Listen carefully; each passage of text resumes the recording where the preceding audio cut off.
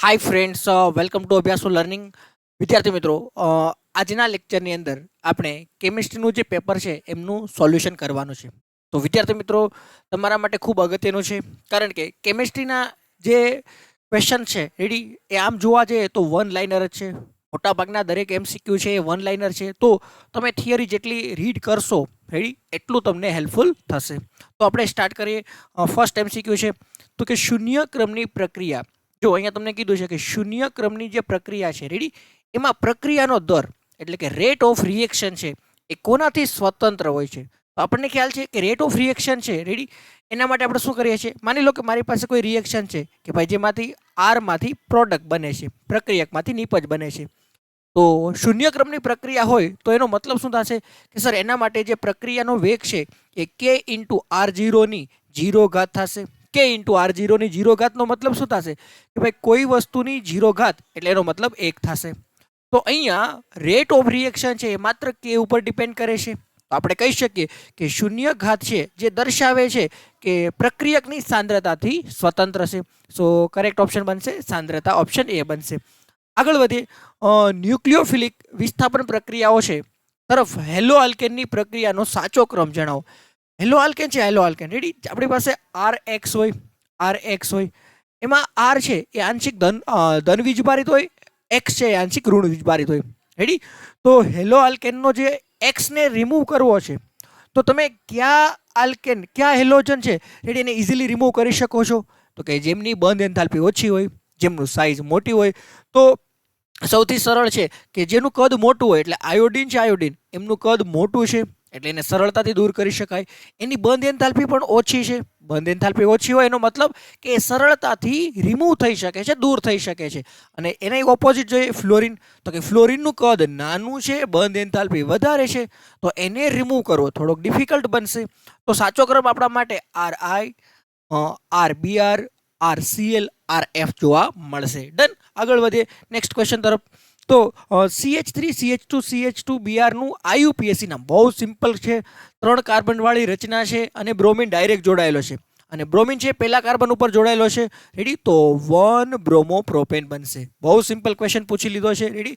આવો ક્વેશ્ચન કદાચ તમને પૂછે તો બેઠે બેઠો માર્ક છે એ મળી જાય. નેક્સ્ટ જોઈએ આપણે.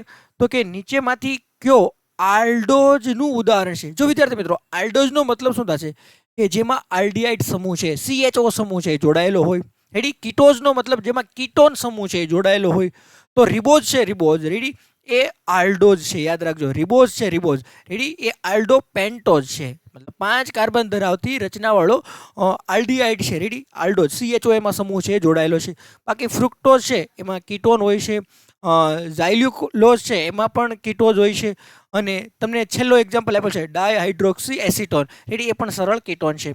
તો આમ આપણે કહી શકીએ કે આલ્ડોઝ હોય, આલ્ડોઝ રેડી, એ મોનોસેકેરાઇડ છે. યાદ રાખજો, મોનોસેકેરાઇડ છે કે જેમાં CHO જૂથ જોડાયેલો છે, CHO જૂથ જોડાયેલો છે.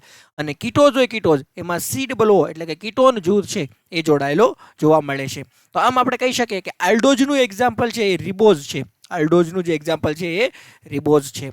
નેક્સ્ટ જોવા જઈએ તો પ્રક્રિયાનો સરેરાશ દર હંમેશા ધનાત્મક જ કેમ હોય છે. જો સિમ્પલ વસ્તુ છે કે વેગ હોય, વેગ રેડી, પ્રક્રિયાનો વેગ એ શું દર્શાવે છે કે પ્રક્રિયકો છે એ કેટલી સમય સાથે કેટલી માત્રામાં ઘટે છે, અને નીપજ છે એ સમય સાથે કેટલી માત્રામાં વધે છે. તો નીપજ હોય, નીપજ એનો સમયની સાથે વધારો થઈ રહ્યો છે, પ્રક્રિયકનો સમય સાથે ઘટાડો થઈ રહ્યો છે.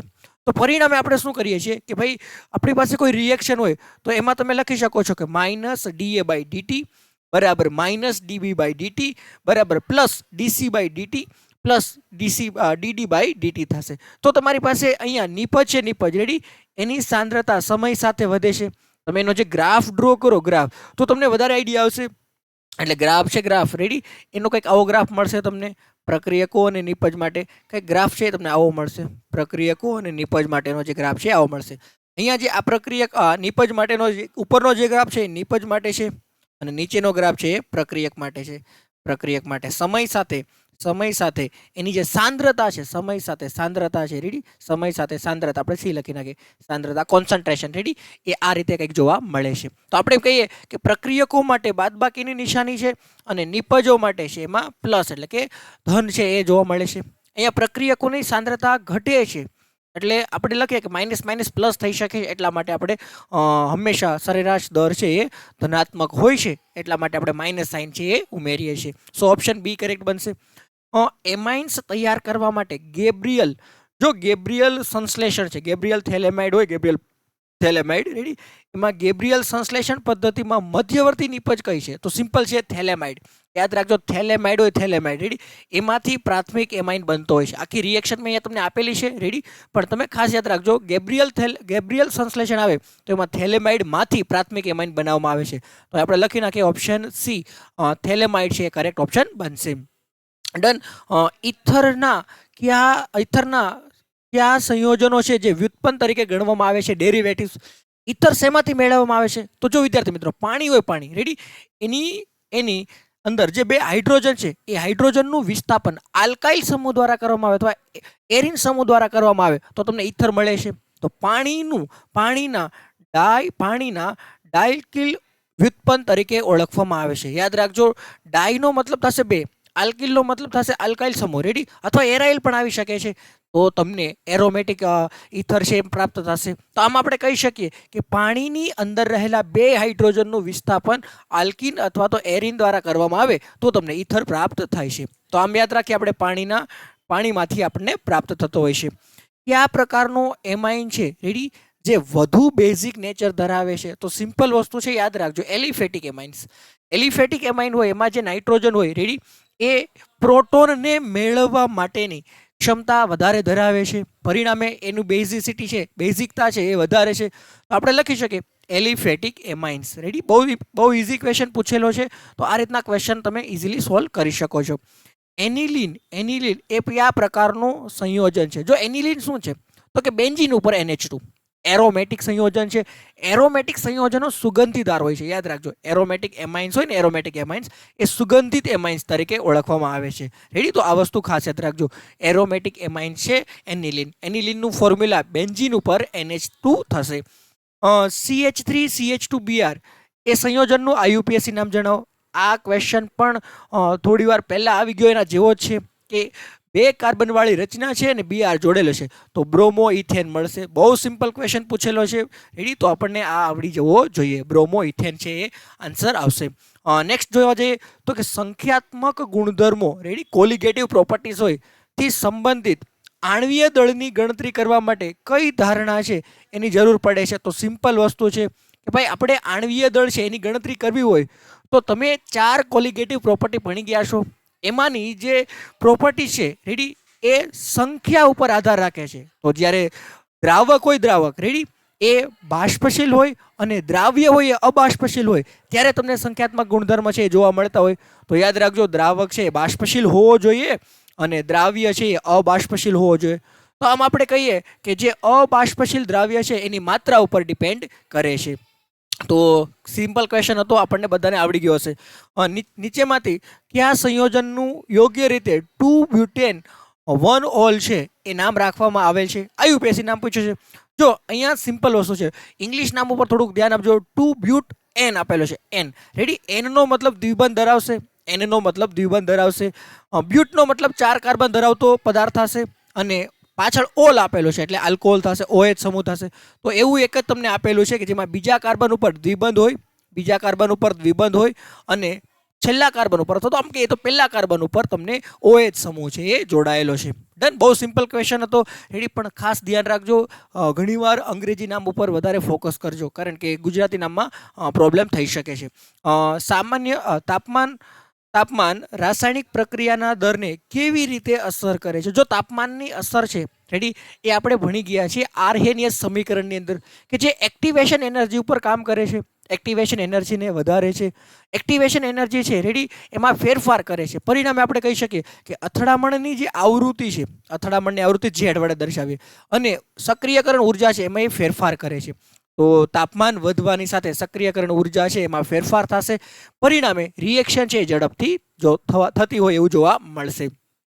નેક્સ્ટ જોઈએ, આવર્ત કોષ્ટકમાં કયા આવર્તની અંદર એટલે કે કઈ આડી હરોળમાં 3D સંક્રાંતિ જોવા મળે? તો તમારે આડી હરોળ છે રેડી, આડી હરોળ એ ગોતવા માટે સિમ્પલ N ની વેલ્યુ જોશે. તો જો વિદ્યાર્થી મિત્રો 3D સંક્રાંતિ શ્રેણી કીધી છે. 3D નો મતલબ શું થશે કે ભાઈ તમારી પાસે કોઈ પણ સંક્રાંતિ શ્રેણી હોય, 3D હોય, 4D હોય, 5D હોય, રેડી, જેને પ્રથમ સંક્રાંતિ શ્રેણી, દ્વિતીય સંક્રાંતિ શ્રેણી કે તૃતીય સંક્રાંતિ શ્રેણી તરીકે ઓળખવામાં આવે છે. તો એની ઓળખ કરવા માટે n-1d ઇક્વેશનનો ઉપયોગ કરશું. n-1d, ready. હવે તૃતીય સંક્રાંતિ શ્રેણી આપી છે આપણને, 3D સંક્રાંતિ શ્રેણી આપેલી છે. તો 3D છે 3D, એના માટે n ની વેલ્યુ કેટલી આવી જોઈએ? તો કે સર n ની વેલ્યુ 4 આવી જોઈએ. તો 4 - 1 એટલે 3 બનશે, તો 3D મળશે. ત્યારે તો ચોથા આવર્તની અંદર 3D સંક્રાંતિ તત્વો રહેલા હશે, પાંચમા આવર્તની અંદર 4D સંક્રાંતિ તત્વો રહેલા હશે, એટલે n-1d છે એનું ફોર્મ્યુલા બનશે. આગળ જોઈએ તો કે CrH2O ટેટ્રા, એટલે કે ભાઈ 4 પાણીના અણુ આપેલા છે, 2 ક્લોરીનના અણુ આપેલા છે અને 1 Cl છે એ બહાર આપેલો છે, રેડી. આપણને અહીંયા એક સંકીર્ણ સંયોજન છે આપેલું છે, એનું નામ પૂછ્યું છે, IUPAC નામ પૂછ્યું છે. બહુ સિમ્પલ છે. જો એક વસ્તુ યાદ રાખજો, પાણી છે ને એકવા કહેવાય અને 4 છે એટલે ટેટ્રા એકવા આવશે, ટેટ્રા એકવા. હવે ક્લોરીનના અણુ 2 છે એટલે ડાયક્લોરો આવશે, તો ટેટ્રા એકવા ડાયક્લોરો. અને જે ધાતુ છે ક્રોમિયમ છે એટલે ક્રોમિયમ છે. હવે જો એક વસ્તુ ખાસ યાદ રાખજો કે ક્રોમિયમ છે, ક્રોમિયમ એની જે વેલેન્સી છે, રીડી, વેલેન્સી એ બધાને ખબર હોવી જોઈએ. +2 અથવા +3 તમને જોવા મળશે, પણ અહીંયા જે ક્રોમિયમ છે, ક્રોમિયમ એની વેલેન્સી છે એ +3 જોવા મળે છે અને પાછળ તમને ક્લોરાઇડ જોવા મળે છે. એટલે સિમ્પલ છે, ક્લોરાઇડ હોય એનું નામમાં કંઈ ચેન્જીસ થતો નથી, રેડી. ધાતુ હોય તો એમાં ચેન્જીસ આવે છે. ડન. તો આમ ટેટ્રા એકવા ડાયક્લોરો ક્રોમિયમ ક્લોરાઇડ છે એ તમને જોવા મળશે. આ એક વસ્તુ ખાસ યાદ રાખજો. IUPACના મેં તમને શીખવાડેલા છે, તો એનો ઉપયોગ કરી અને તમે MCQ સોલ્વ કરી શકો છો. વિદ્યુત રાસાયણિક કોષમાં ઇલેક્ટ્રોનની હાનિ કઈ પ્રક્રિયામાં થાય છે? ઇલેક્ટ્રોનની હાનિ એટલે ઇલેક્ટ્રોન કોણ ગુમાવે છે? તો ઇલેક્ટ્રોન કોણ ગુમાવે જેનું ઓક્સિડેશન થયું હોય? તો કે ઝીંક હોય, ઝીંક, રેડી. એ 2 ઇલેક્ટ્રોન ગુમાવે તો Zn+2 બને. તો +2 બને છે એનો મતલબ કે એણે 2 ઇલેક્ટ્રોનને ગુમાવેલા છે. તો યાદ કરો કે આવી રિએક્શન ક્યાં થાય છે? તો કે સર એનોડ ઉપર ઓક્સિડેશન થાય છે. તો સૂત્ર મેં તમને શોર્ટ ફોર્મ શીખવાડેલું છે, લોન યાદ રાખવાનું છે. લેફ્ટ ઓક્સિડેશન, એનોડ નેગેટિવ, રેડી. એ ઇક્વેશન તમે યાદ રાખી શકો. એટલે કે લેફ્ટ સાઈડ છે એનું ઓક્સિડેશન થશે, જે પોતે એનોડ તરીકે વર્તે છે અને પોતાના ઉપર નેગેટિવ સાઇન છે એ જોવા મળશે. ડન. આ વસ્તુ યાદ રાખજો. નીચેમાંથી કયો સિદ્ધાંત કે થિયરી ઉપસંયોજક બંધના રંગ અને ચુંબકીય ગુણધર્મનો સચોટ રીતે સમજાવે છે? જો રંગ અને ચુંબકીય ગુણધર્મ માટે તમને CFT ક્રિસ્ટલ ફિલ્ડ થિયરી છે એ સમજાવવામાં આવેલી છે. એમાં ડી સંક્રાંતિ થવાને લીધે એમાં જે ડી કક્ષક હોય એનું સ્પ્લિટિંગ થાય છે, રેડી. અને એ સ્પ્લિટિંગ થવાથી ઇલેક્ટ્રોન છે એ હાયર લેવલ એનર્જીમાંથી લોઅર લેવલ એનર્જીમાં અથવા લોઅરમાંથી હાયરમાં જાય ત્યારે રંગ છે એ દર્શાવશે. તો ક્રિસ્ટલ ફિલ્ડ થિયરી છે CFT, રેડી. એના દ્વારા તમને રંગ અને ચુંબકીય ગુણધર્મ ચોક્કસ રીતે જાણવા મળે છે. ડન. આગળ વધીએ. કયા પ્રકારનું બંધન છે જે એમિનો એસિડને પોલીપેપ્ટાઇડ સાંકળ? પોલીપેપ્ટાઇડ સાંકળનો મતલબ પ્રોટીન બનાવવામાં જોડે છે, તો પેપ્ટાઇડ બંધથી જોડાયેલા હોય છે. બહુ સિમ્પલ ક્વેશ્ચન પૂછેલો છે, ડાયરેક્ટ થિયરી બેઝ છે, રેડી. તો કે જ્યારે એમાઇન હોય, રેડી, એમિનો એસિડ હોય, એમિનો એસિડ, એમને તમે પેપ્ટાઇડ બંધથી જોડશો એટલે પોલીપેપ્ટાઇડ બનશે અને જેના લીધે પ્રોટીન છે એનું નિર્માણ થતું હોય છે. તો પ્રોટીનના નિર્માણ માટેની આ એક રિએક્શન આપેલી છે કે જેમાં પેપ્ટાઇડ બંધથી એમિનો એસિડ છે એ જોડાયેલા હોય છે. ડન. આગળ વધીએ તો કે સામાન્ય રીતે એસિટોન છે, એસિટોનનું ફોર્મ્યુલા થશે C3H6O, રેડી. જેનું સ્ટ્રક્ચર કંઈક આ રીતના જોવા મળશે. તેનો ઉપયોગ કઈ રીતે થાય છે? તો કે દ્રાવક તરીકે, કે જેમાં પદાર્થો ઓગળે છે. તો તમે જોયું છે નેલ પોલિશને દૂર કરવા માટે એસિટોન છે એ વપરાતો હોય છે. તો આમ આપણે કહી શકીએ છીએ કે એસિટોન એ સારામાં સારો દ્રાવક છે જેમાં બીજા પદાર્થો છે એ ઓગળતા હોય છે. એટલા માટે આપણે એસિટોનને દ્રાવક તરીકે ઉપયોગ લઈએ છીએ. નેક્સ્ટ, હેલો આલ્કેનમાં કાર્બન અને હેલોજન વચ્ચેનો બંધન કયા પ્રકારે હોય છે? અરે કાર્બન અને હેલોજન છે, રેડી. એમની વચ્ચેનો જે બંધ હોય છે એ સામાન્ય રીતે જોવા જઈએ તો સહસંયોજક હોય છે. શું કામ? ઇલેક્ટ્રોનની ભાગીદારી કરે છે. પરંતુ તમે વિદ્યુત ઋણતાની આધારે તમે જોવા જાઓ તો કાર્બન છે, રેડી, કાર્બન, એના ઉપર આંશિક ધન વીજભાર હોય, હેલોજન ઉપર આંશિક ઋણ વીજભાર હોય. તો આપણે કહી શકીએ કે જો હેલો આલ્કેન મારી પાસે હોય તો એનું જે સ્ટ્રક્ચર છે એ RX થશે, જેમાં આર ઉપર આંશિક ધન વીજભાર અને એક્સ ઉપર આંશિક ઋણ વીજભાર જોવા મળશે. તો ધ્રુવીય પ્લસ સહસંયોજન બે પ્રકારના બંધ છે એ જોવા મળે એટલે આપણે લખીએ ધ્રુવીય સહસંયોજક છે એવો સ્વભાવ છે એ ધરાવશે. આગળ વધીએ તો એમાઇન્સ છે, એમાઇન્સ રેડી, એમના વિશે નીચેમાંથી કયું નિવેદન સાચું છે? તો સૌથી પહેલા એમાઇન છે, એમાઇન રેડી, NH2 RNH2 છે રેડી, એમનું જે સ્ટ્રક્ચર છે એ કયા પ્રકારે હોય છે એ વસ્તુ ખ્યાલ હોવી જોઈએ. તો કે ત્રિકોણીય અથવા તો પિરામિડલ હોય છે. તો એ જ ક્વેશ્ચન છે એ સાચો પડશે, ત્રિકોણીય અથવા પિરામિડલ છે રેડી, એ જ આપણો આન્સર છે એ જોવા મળશે. નાઇટ્રોજન છે રેડી, એ ત્રિકોણીય અને પિરામિડલ સ્ટ્રક્ચરમાં જોડાયેલો હોય છે. ડન. આગળ જોવા જઈએ તો કે નીચેમાંથી કયા આયનમાં સૌથી વધુ ચુંબકીય ચાક માત્રા જોવા મળે છે? સૌથી વધુ ચુંબકીય ચાક માત્રાનો મતલબ શું થશે? કે જેમાં ડી કક્ષકમાં અયુગ્મિત ઇલેક્ટ્રોનની સંખ્યા વધારે હોય તે વધારે ચાક માત્રા ધરાવશે. તો આપણે અહીંયા જોઈએ કે ડી કક્ષકમાં કોબાલ્ટ છે એમાં 3D7 આપેલું છે, આયરન છે એમાં 3D6 આપેલું છે, નિકલ છે એમાં 3D8 આપેલું છે, મેંગેનીઝ છે એમાં 3D5 આપેલું છે. તો જો એનની વેલ્યુ છે, એનની વેલ્યુ રેડી, એના આધારે એનની વેલ્યુના આધારે તમે ચુંબકીય ચાક માત્રા છે નક્કી કરી શકો છો. તો જો ડી કક્ષક હોય, ડી કક્ષક રેડી, એની અંદર 5 ખાના હશે, 1 2 3 4 એટલે 5 ખાના થઈ ગયા. હવે જો 7 ઇલેક્ટ્રોન છે તો પહેલો ઇલેક્ટ્રોન, બીજો ઇલેક્ટ્રોન, ત્રીજો ઇલેક્ટ્રોન, ચોથો ઇલેક્ટ્રોન, પાંચમો ઇલેક્ટ્રોન, છઠ્ઠો ઇલેક્ટ્રોન અને સાતમો ઇલેક્ટ્રોન. તો 3 જ અયુગ્મિત ઇલેક્ટ્રોન છે. એનની વેલ્યુ કેટલી મળશે? 3. તો પરિણામે આપણે કહી શકીએ કે આવી રીતના એનની વેલ્યુ ગોતો તો તમને Mn+2 માં એનની વેલ્યુ 5 મળે છે. Mn+2 માં એનની વેલ્યુ 5 મળે એટલે આપણે કહી શકીએ કે એની ચાક માત્રા છે એ સૌથી વધારે જોવા મળે છે. ડન. નીચેમાંથી કયું પરિબળ સેલની આંતરિક અવરોધને અસર કરતું નથી? જો અહીંયા ખાસ વસ્તુ યાદ રાખજો, સેલ હોય, સેલ તમારી પાસે ઇલેક્ટ્રોલાઇટિક સેલ હોય તો એની અંદર કયું પરિબળ છે એ અસર કરતું નથી? તો કે જે બાહ્ય પરિપથ હોય એનો અવરોધ હોય, લોડ અવરોધ હોય એ એના ઉપર અસર કરતો નથી. તો સેલ સાથે જોડાયેલો જે બાહ્ય લોડ રેઝિસ્ટન્સ હોય રેડી, એટલે બહાર તરફ જે પણ તમે કોઈ ઉપકરણ છે જોડેલું છે એ એના ઉપર અસર કરશે નહીં. યાદ રાખજો, ઇલેક્ટ્રોડ્સની ક્ષેત્રફળ છે, ઇલેક્ટ્રોડ્સની સપાટીનું ક્ષેત્રફળ એ યાદ રાખે છે, એ આધાર રાખે છે. ઇલેક્ટ્રોડ્સ વચ્ચે કેટલું અંતર છે એના ઉપર પણ ડિપેન્ડ કરે છે. અને તમે જે વિદ્યુત વિભાજ્ય દ્રાવણ ઉમેર્યું છે એની સાંદ્રતા ઉપર પણ આધાર રાખે છે. યાદ રાખજો આ વસ્તુ ખાસ. ડન. માર્કોવ-નિકોવના નિયમને અનુસરીને કઈ પદ્ધતિ આલ્કીનને આલ્કોહોલમાં રૂપાંતરિત કરે છે? હવે જો એક વસ્તુ ખાસ યાદ રાખજો, માર્કોવ-નિકોવ છે, માર્કોવ-નિકોવ રિએક્શન રેડી, એમની અંદર શું બનતું હતું? તો કે આલ્કીનમાંથી આલ્કેન બનતું હતું, હેલો આલ્કેન બનતું હતું. તો એ જે રિએક્શન છે રેડી, એમાં આપણને ખ્યાલ છે એસિડ પ્રેરિત હાઇડ્રેશન છે.